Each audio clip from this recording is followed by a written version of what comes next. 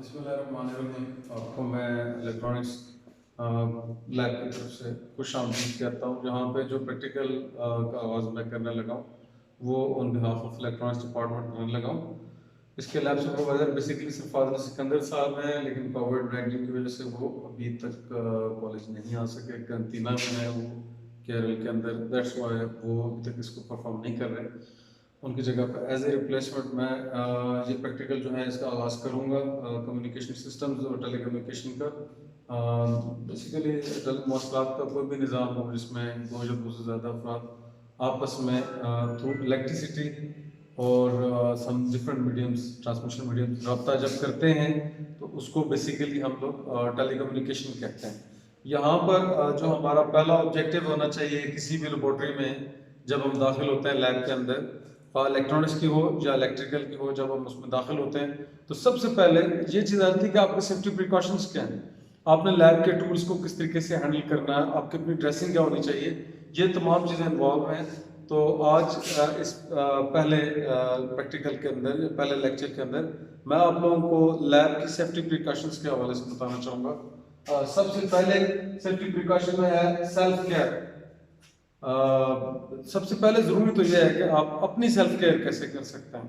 मसलन फोर से आप देखते हैं कि तार जो है वो लूज जॉइंट हुई हुई है, जॉइंट प्रॉपर नहीं हुई हुई, आप उस स्विच सॉकेट की तरफ ना जाएं, बल्कि पहले उसको शटर ऑफ करें पीछे से और प्रॉपरली उसको खोल के उसको ठीक करें और उसके फेजेस को चेक करें प्रॉपरली टेस्टर के साथ और फिर उसको कनेक्ट करें। इसका प्रैक्टिकली आपको तरीकाकार बताएंगे। उसके बाद दूसरी सेल्फ केयर के अंदर चीज़ ये है कि जब आप इलेक्ट्रॉनिक्स या इलेक्ट्रिकल के काम करने लगे तो सेल्फ केयर में यह है कि आपको पसीना नहीं आया होना चाहिए या आपके हाथ गीले नहीं होने चाहिए, बल्कि हाथ ड्राई होने चाहिए।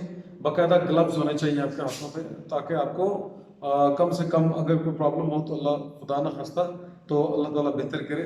सेल्फ केयर में तीसरी चीज़ है आपके जूते जो हमारे रबर के होने चाहिए, ताकि आपको इलेक्ट्रिक करंट का असर अगर खुदा न खास्ता लगे तो वो फौरन से पहले ग्राउंड हो जाए, ख़त्म, कम से कम आपको उसके ऊपर असर पड़े और अल्लाह ना करे कि कोई ऐसी सूरत हाल देखनी पड़े। सेल्फ केयर के अंदर तीसरी चीज़ ये है कि आप जो अपना काम करने लगे हैं उसके बारे में आप खुद कितना जानते हैं। अगर आप नहीं जानते तो बेहतर है आप किसी से पहले उसके मुतालिक इंफॉर्मेशन ले लें, जो लैब सुपरवाइजर बैठा हुआ उससे आगाही ले लें। सेल्फ केयर में आ जाती है। दूसरे नंबर पर पॉइंट है मेरे पास टूल्स सेफ्टी। आपने अपनी केयर तो कर ली कि करंट से बचना है या कोई शॉर्ट सर्किट एलिमेंट आपको नजर आता है तो आपको उसको कैसे डिटेक्ट करना है। तीसरी चीज आ रही है टूल सेफ्टी। टूल्स बुनियादी वो हथियार हैं, वो वेपन्स हैं through which you can operate और डू अ प्रैक्टिकल, जिसके जरिए आप प्रैक्टिकल करते हैं। तो टूल्स में आपके पास डिफरेंट इक्विपमेंट्स होती हैं, उन टूल्स को प्रॉपरली चेक करना चाहिए। कोई आपका एक टूल है फोर से थोड़ा सा टेस्टर का पेच ही आपका लूज है तो आप देखते होंगे उससे करंट लग जाता है। इसी तरीके से आप जो मशीनरी इस्तेमाल कर रहे हैं उसको एक्यूरेट होना चाहिए। अगर के उसकी निडल्स, सुइयां या उसका जो मॉनिटर है वो डिसबैलेंस्ड है या कोई एक भी प्रॉप तार जो प्रॉब्लम्स होती हैं जो रीडिंग करती हैं वो ख़राब है तो आपकी रीडिंग सारी की सारी ख़राब हो जाएगी। इसलिए कोई भी टूल जब लेने लगें तो उसको पहले प्रॉपरली चेक कर लें इलेक्ट्रॉनिक्स के अंदर कि इधर इट इज़ ओके और it is not functioning. If it that is not functioning then आप रिप्लेस करें और दूसरा इक्विपमेंट ले लें जिससे आपके मेजरमेंट्स एक्यूरेटली ठीक हो सकें। तीसरा आ गया lab equipment management. Lab equipment management ये है कि जब आप लेबोरेटरी में आते हैं तो जो आप औजार इस्तेमाल कर रहे हैं, जो आप मीटर्स इस्तेमाल कर रहे हैं, टेस्टर्स इस्तेमाल कर रहे हैं, सोल्डरिंग आयरन्स इस्तेमाल कर रहे हैं, सोल्डरिंग गन्स इस्तेमाल कर रहे हैं या सीआरटी इस्तेमाल कर रहे हैं, जो आपने जिस तरीके से ली है उसी तरीके से उसको तरतीब से उन चीज़ों को मैनेज करके वापस रखें।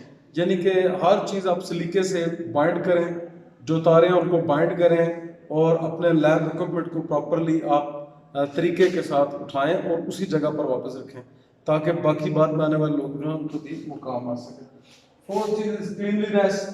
लैब आपके लैब इक्विपमेंट आपका थोड़ा सा भी लूज हो, खराब हो तो क्लीनलीनेस आपकी ना हो, यानी आपने नीचे कोई तेल गिरा हुआ है या कोई ग्रीस गिर गई है या आपने गंदा बुरूजा जो है सोल्डरिंग गन का इस्तेमाल करके वो सोल्डरिंग पेस्ट आपके नीचे गिर गया और दूसरा बंदा नीचे स्लिप करके गिर जाए तो उससे नुकसान हो जाएगा। क्लीनलीनेस आपकी लैब की भी ज़रूरी है, कहीं पानी नहीं रुकाना चाहिए और किसी एक जो आप पावर टेबल के ऊपर काम कर रहे हैं वो उसके ऊपर भी किसी किस्म का पानी नहीं होना चाहिए और कोई सर्किट लूज नहीं होना चाहिए और बाकायदा साफ़ होनी चाहिए जगह। वैसे भी सफाई नहीं इसमें पाना, तो आपको उसके ऊपर काम करने में मदद मिलेगी। और थिंग इज प्रॉपर ड्रेसिंग। आपका ड्रेस ढीला ढाला लूज नहीं होना चाहिए।